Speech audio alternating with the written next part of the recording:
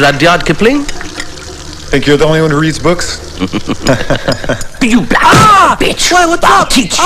Keep your hands to yourself, huh? Take that, I didn't do anything. dirty nigger. Keep your hands to yourself. Please, I'll catch you touching a white woman. I'll kill you. I didn't You touch hear me? the girl. You Stop. dirty nigger. Stop. You take that. I'll teach Leave you a me lesson. alone. I'll kill you. You hear me? You please black son stop, of a for bitch. God's sake. Now get the hell out of here. Dirty nigger. Manu says the only occupation the Lord prescribed to the low castes is to meekly serve the other three castes. No collection of wealth must be made by the low castes, even though they are able to do so. For a low caste man who has acquired wealth gives pain to the other castes. Chamu, give it to her and take the money.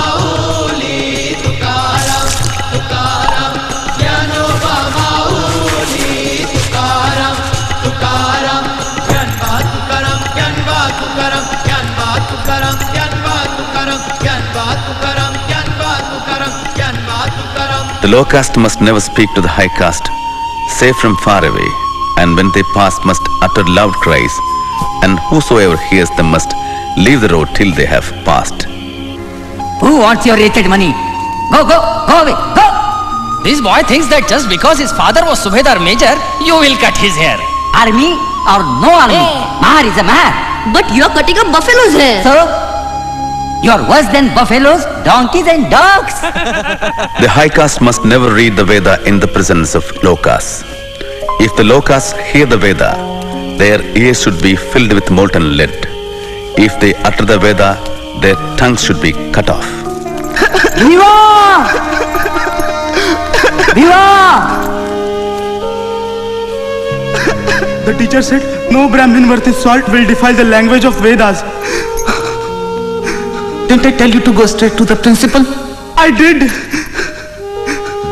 You said things will be different in Bombay. Stop crying.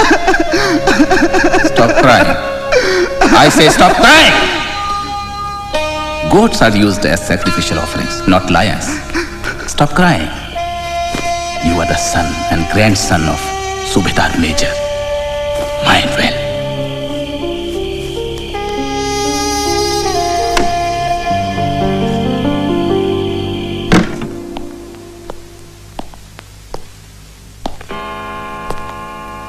Before I start reading my paper, I should thank Professor Goldenweiser.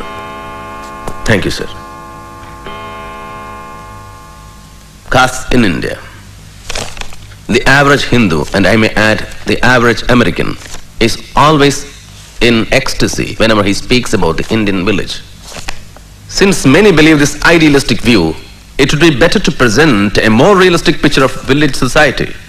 The Indian village is not a single social unit. The two major divisions are between the touchables and the untouchables. The touchables occupy the position of a ruling race, while the untouchables occupy the position of a subject race of slaves. These positions are fixed at birth. There is no escape. Can caste be said to exist amongst non-Hindus? Yes. The Hindus have spread their poison to the rest. Caste has penetrated the fabric of Indian society. What caste are you? Mahar. Now, if you can get back the paper at hand.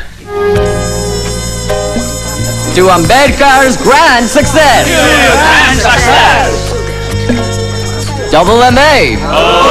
PhD! All in 3 years! While we donkeys are still struggling with a BA! Hey, Professor Seligman's here.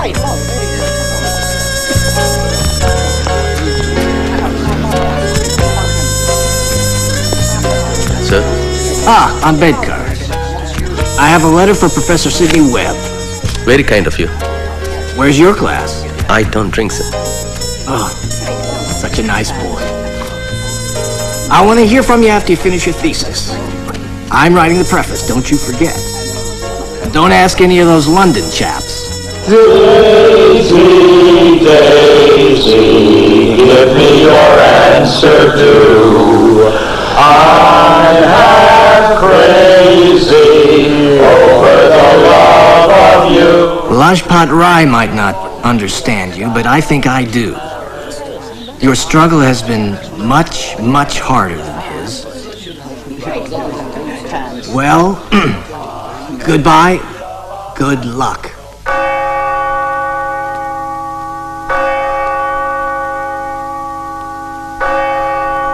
Brothers and sisters, we are honored to have with us today a friend of Brother Steve Brown, a young man from India. His people, Steve tells me, have been struggling under a terrible yoke. They have been enslaved like us for countless generations. They have been oppressed, humiliated, and treated like animals. The oppressors don't touch them and call them untouchables. They are condemned to live impure and die impure, a permanent hereditary stain which nothing can cleanse. Let us pray for them. Lord, hold our brothers and sisters in India in the palm of your hand.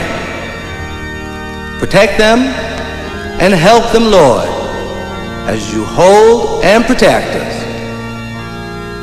Be with this young man, Lord, as he leaves to pursue his studies in London.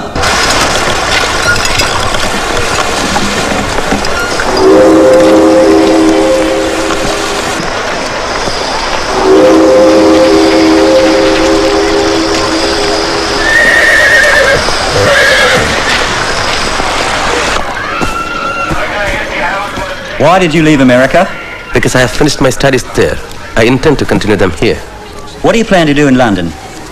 Enroll at the London School of Economics. Oh. Keep terms at Grayson. Complete my thesis. Consult the archives. And also qualify as a barrister. Oh, is that all? He has got a brain and a half, hasn't he? Were you a member of the Gadar Party in America? No, sir, I was not. And you took no part in any of their activities? No, sir, I did not. What about a Home Rule League? Were you a member of that? I was in America to study. What's this then? That's my economics thesis. Page 37. The British government in India has been the costliest government in the world, and the poverty of the Indian people has no parallel in any part of the world. Search him. You swines, get down from my car! You never told me you are Mahas! You liars! You can't travel in my car! You were so well-dressed that I thought you... We will pay double the fare. Double, triple, who cares? Give me myself, pollute myself for money! We are thirsty. We want some water.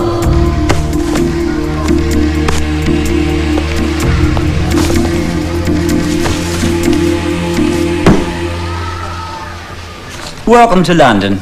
Professor Seligman recommends you highly. What was your thesis for him about? It's a financial history of India from 1765 to the present. Very ambitious. Has it been done before? No, sir. I'm the first. And what thesis do you plan to write for us? On the problem of the rupee. Oh. I wasn't aware there was a problem. I disagree with Keynes's justification for India's gold exchange standard. Then you disagree with me too? Yes, Professor Cannon. Unless you have changed your opinion. I most certainly have not. I don't mean to be rude, sir. And you think you can prove that both Keynes and I have been wrong all these years? Yes, sir. I think I can. Well, well, well. I certainly wish you good luck. Thank you, sir. I shall look forward to reading your critique.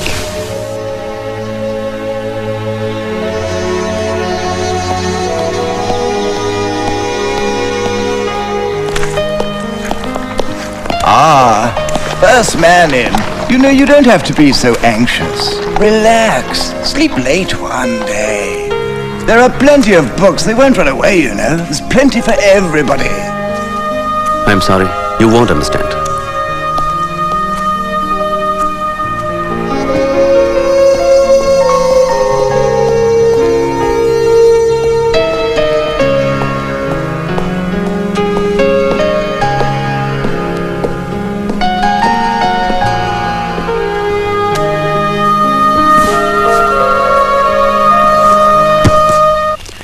Good evening, Mr. Andrews.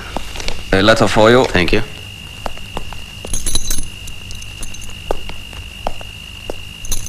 What about this week's bill?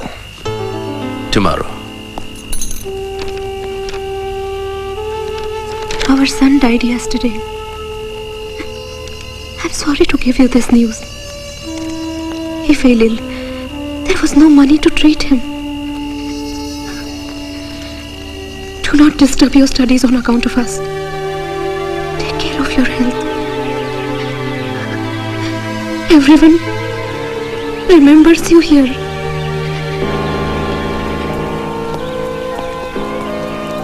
Dear Ramu, it is sad that Gangadhar had to die. Life is going to be rather painful without him. And for you, all the more as his mother. Because of the little money I sent, you are compelled to wash the dirty utensils in others' houses. I hate myself for doing this to you. And here in London, with the war, life is hard for me too. At times, I have had to sell my books for survival. But one can't complain, Bhimrao. Studying at the London School of Economics and doing law here at Gray's Inn must be difficult, Ambedkar. I'm trying.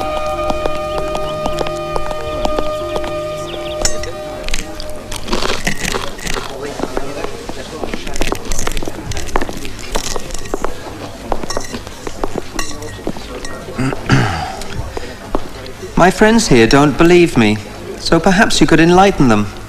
Isn't it true that Indians eat with their left hand because they wipe their posteriors with their right? Well? Is it true that the English bathe just once a week? Of course, this is just a rumor. I'm sure it can't possibly be true. My dear fellow, may I remind you that you are a guest in this country? I thank you for your kind hospitality.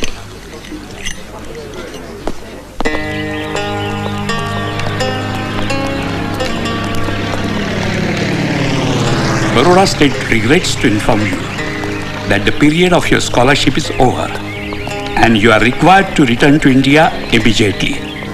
As per the bond, you had worked for the Baroda State for 10 years. Diwan, the Baroda State, India.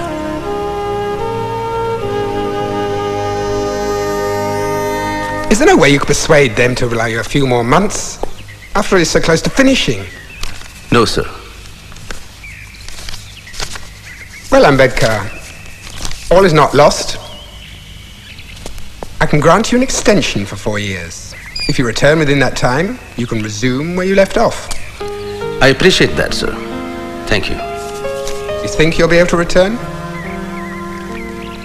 I don't know. I hope so.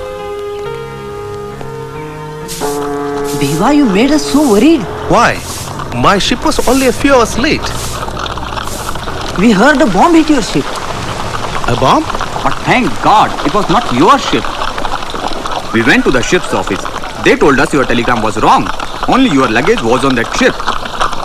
A bomb hit the ship with my luggage? Yes, we thought your ship had sunk. My books were on that ship. Forget about your books. What are you talking? At least you are alive. To India, Montague declares Association of Indians in the administration. Hey, Ananda, you have some money? Home rule comes to India. Hey, you. Anna, are you still wrestling? Oh, yes. Namaste. Rama, Deva has come.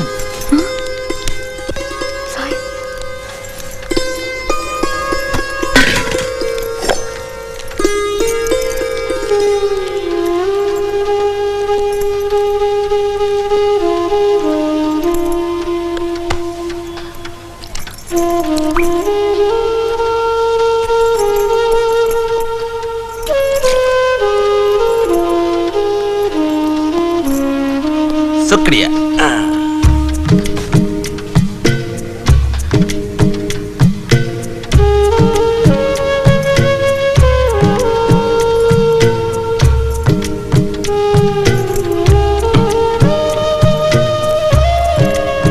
Bhimrao, what jewelry did